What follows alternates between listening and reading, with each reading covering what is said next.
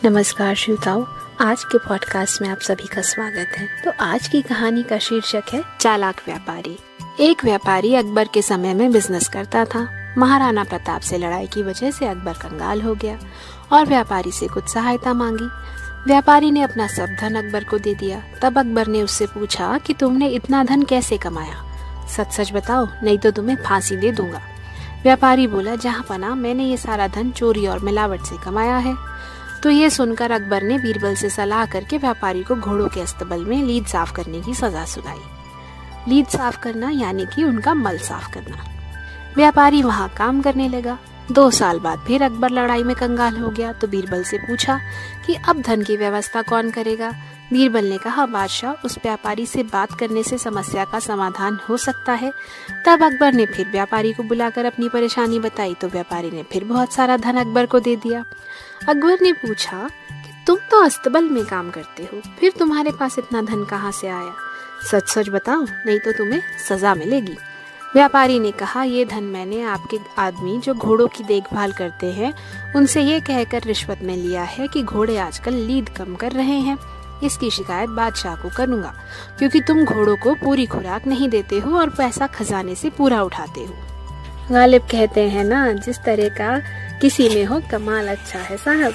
अकबर फिर नाराज हुआ और व्यापारी से बोला कि तुम कल से अस्तबल में काम नहीं करोगे। कल से तुम समुद्र के किनारे उसकी लहरें गिनोगे और मुझे बताओगे। 2 साल बाद बादशाह अकबर फिर लड़ाई में कंगाल हो गए।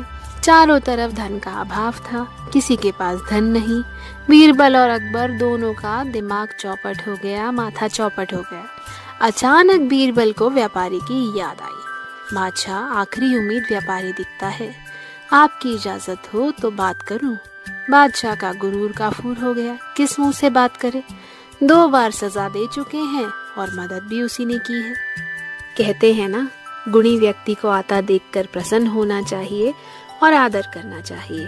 फिर समादृत गुणी व्यक्ति उसके सुख के लिए चेष्टा करते हैं। व्यापारी ने फिर बादशाह को इतना धन दिया कि पूरा खजाना भर गया। बादशाह ने डरते हुए धन कमाने का तरीका पूछा तो व्यापारी ने बादशाह को धन्यवाद दिया और कहा, इस बार धन विदेश से आया है साहब, क्योंकि मैंने उन सबको जो विदेश से आते हैं आपका फरमान दिखाया कि जो कोई मेरे लहरें गिनने के काम में अपनी नाव से बाधा डालेगा बादशाह उसे सजा देंगे। सब डर कर धन देकर चले गए और इतना सारा धन जमा हो गया। सर विल्फ्रेड टॉमसन ग्रेनफेल ने भी कहा है, यदि हम अपनी कठिन समस्याओं का सामना उन्हें हल करने के संकल्प से करें तो कौन कहेगा कि कुछ भी असंभव है। कहते हैं ना, असंभव कुछ भी नहीं है, आपके विवेकशील होना और अपनी बुद्धि से काम लेने का तरीका है। तो ये था हमारा आज का पॉडकास्ट और आज की हमारी ये कहानी हमने ली थी असली पापी कौन नामक किताब से, जो कि लिखी है श्री अशोक साहनी जी ने। और अशोक साहनी जी के बारे में हम आपसे क्या कहें, ये रंगपुरी पहाड़ी में एक वृद्धाश्रम चलाते हैं और अशोक साहनी फाउंडेशन के फाउंडर हैं। इन्होंने साथ ही में एक स्किल सेंटर भी खोल रखा है जिसको ये अपनी स्वर्गीय पत्नी के नाम से चलाते हैं, श्री सुमन साहनी स्किल सेंटर और हेल्थ केयर सेंटर। वहाँ पे आपको हेल्थ केयर की सुविधाएं, वृद्धाश्रम की सुविधाएं और स्किल सेंटर की सुविधाएं तीनों देखने को मिलेंगी। तो आशा करते हैं ये जानकारी आपके लिए बेहद फायदेमंद रहेगी। नमस्कार।